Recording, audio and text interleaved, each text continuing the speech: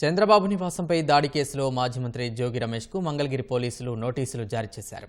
2021 September 17న ఉండవల్లిలోని Chandrababu నివాసంపైకి Jogi Ramesh తన అనుచరులతో కలిసి దాడికి వెళ్లారు. అడ్డుకున్న టీడీపీ శ్రేణులపై దాడికి తెగబడ్డారు. ఈ వ్యవహారంలో పోలీసులు ఇరు వర్గాలపైన కేసులు నమోదు చేశారు. రెండు వర్గాల మధ్య ఘర్షణ జరిగినట్లు కేసులు పెట్టారు. జోగి రమేష్ డ్రైవర్ రాము ఇచ్చిన ఫిర్యాదు మేరకు టీడీపీ నేతలపై ఎస్పీ అట్రాసిటీ సెక్షన్లు నమోదు చేశారు.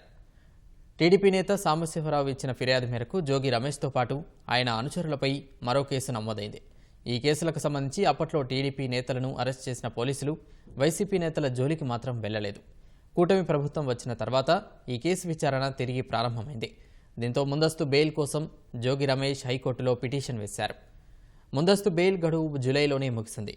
ఈ క్రమంలో జోగి రమేష్ సోమవారం విచారణకు రావాలని పోలీసులు నోటీసులు ఇచ్చారు. అయితే తాను హైదరాబాద్లో ఉన్నందున విచారణకు రాలేనని జోగి రమేష్ సమాధానమిచ్చారు. దీంతో ఈరోజు సాయంత్రం మంగళగిరి డీఎస్పీ కార్యాలయంలో జరిగే విచారణకు రావాలని సూచించారు.